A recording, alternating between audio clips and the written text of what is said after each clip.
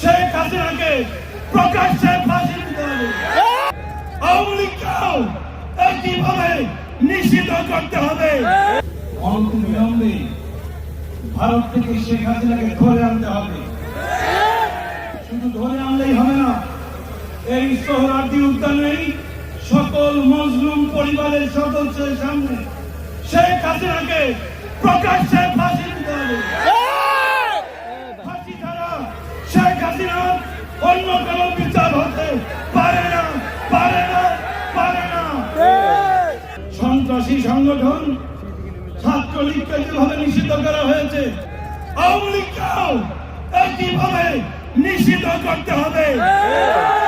মনে রাখতে হবে, মজলুমের জালিমের প্রতি দয়া দেখানো, মজলুমের রক্তের সাথে বেঈমানি করা